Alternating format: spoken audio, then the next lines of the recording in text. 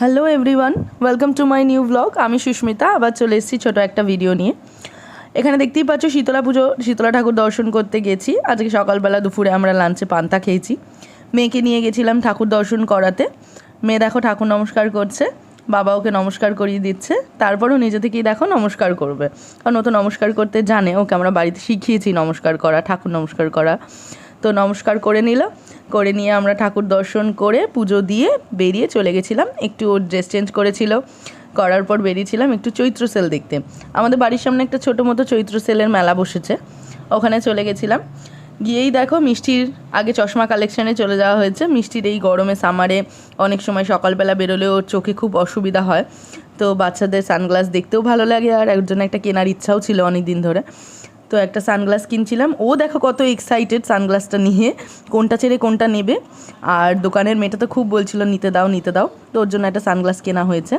মেলাটা একটু ঘুরিয়ে দেখাচ্ছি তোমাদের। মেলাতে অনেক রকম সুন্দর সুন্দর হ্যান্ডমেড কালেকশন এসছে। দেখো এইখানে কিছু একটা ছেলে আছে যে খুব সুন্দর কালেকশন নিয়ে এসেছিলো ওয়াল হ্যাঙ্গিংয়ের। কিছু কুর্তিস কালেকশন এসছে, কিছু ফুড স্টল বসেছে।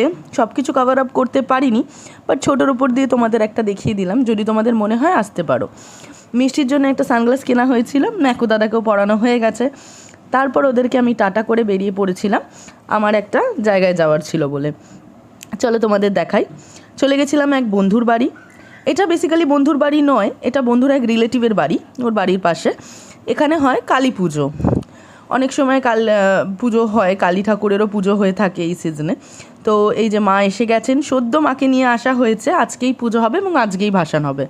তারপর আমি আর দীপান্বিতা বেরিয়ে গিয়েছিলাম, এক বন্ধুর বাড়ি নেমন্তন্ন ছিল, আমাদের অন্নপূর্ণা পুজো নেমন্তন্ন ছিল। আমরা দুজন সেজে গুজে কেত মারতে যাচ্ছিলাম। উঠে পড়েছিলাম অটোতে।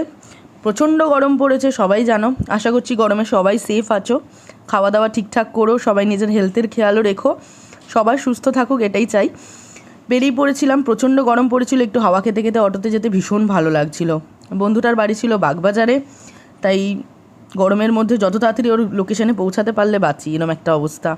পৌঁছে গেছিলাম ওর লোকেশানে দেখো এখানে অন্নপূর্ণা ঠাকুরের এখানে পুজো দিয়েছিলাম, খুব সুন্দর ঠাকুর হয়েছিল।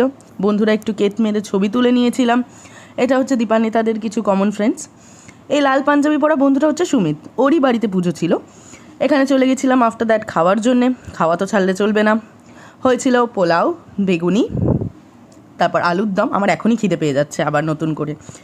এখানে পড়েছিল চিলি পনির, তারপর হয়েছিল চাটনি, পায়েস। তারপর বাড়ি চলে এলাম। দেখো আমার মেয়ে সম্পর্কে তোমাদের একটা কথা বলি, তোমরা অনেক দিন ধরেই ভিডিও দেখছো। আমার মেয়ের একটা গুণ আছে, সেটা হচ্ছে ও যখন ঘুমায় তখন ও নিজেকে সুড়সুড়ি দেয় ইন দ্য সেন্স, এই দেখো ও নাকে সুড়সুড়ি দেবে, নিজের পায়ের তলায় সুড়সুড়ি দেবে, নিজেকে নিজেই সুড়সুড়ি দিয়ে ঘুম পাড়ায়। ওকে কিন্তু কাউকে ঘুম পাড়াতেও লাগে না। ও এতটাই ছোট, ওর এখন 1.5 বছর বয়স, তারপরও ওকে কিন্তু কাউকে ঘুম পাড়াতে লাগে না। আশা করছি আমার মেয়ের ভিডিওটা ভালো লেগেছে।